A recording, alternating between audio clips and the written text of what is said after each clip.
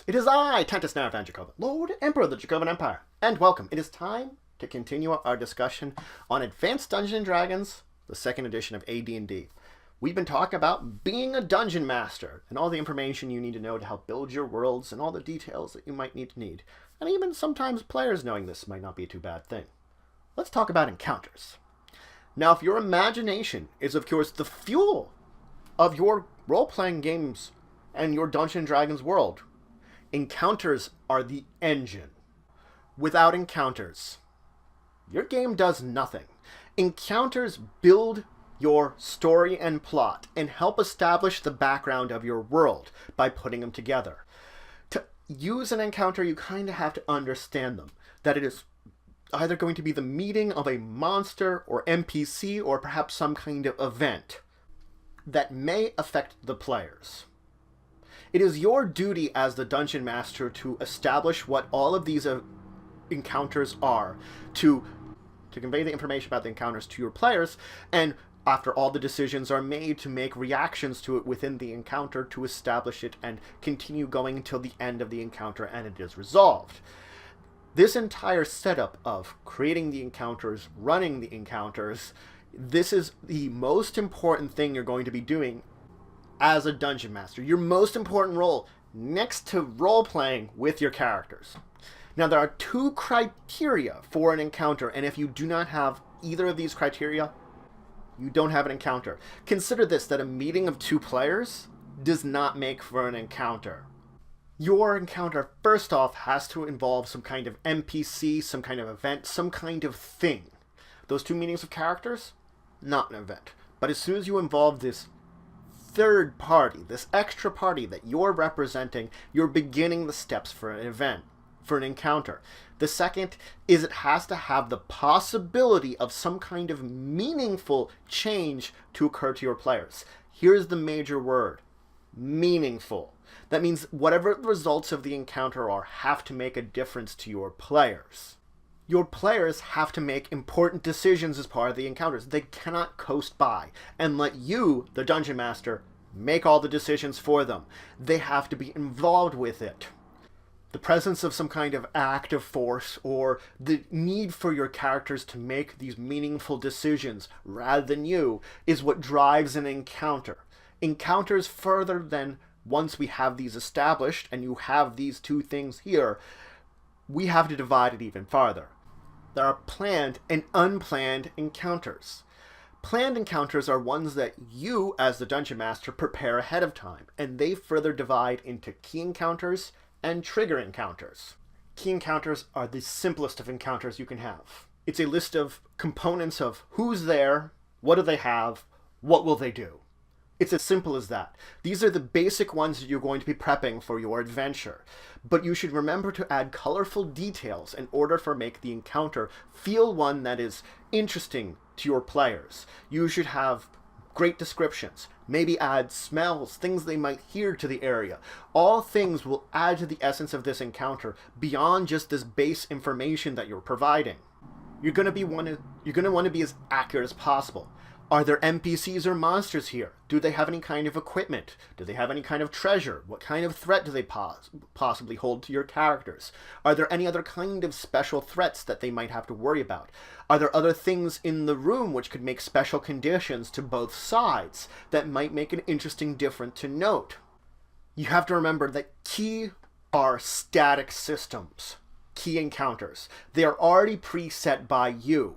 And the fact is, though, a simple encounter might not call for the level of detail that you want. It might call for this, it's just the way you're building the key encounter. And here are where some of the problems and the solutions that you can have to this. The fact is that when you're building an key encounter, you want to either do one of two things. Provide every bit of detail you can, every kind of decision your NPC might make in response to your players, or you're going to want to try to improvise large sections of this. The fact is that preparing everything ahead of time can be very time-consuming and difficult. Improvisation allows you to react more to the system and make your key encounter more organic and natural. Effectively, if you're more improvising how your NPCs are going to be reacting to the players, that might be something that you might want to call for. The fact is that making all the decisions on how the NPC might act might not be fun.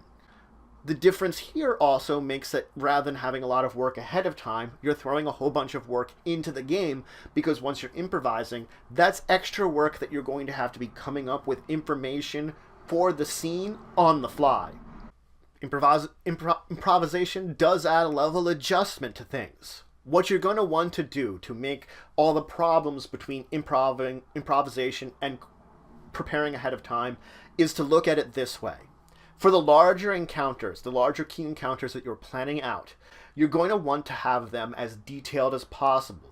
Have those important ones filled out.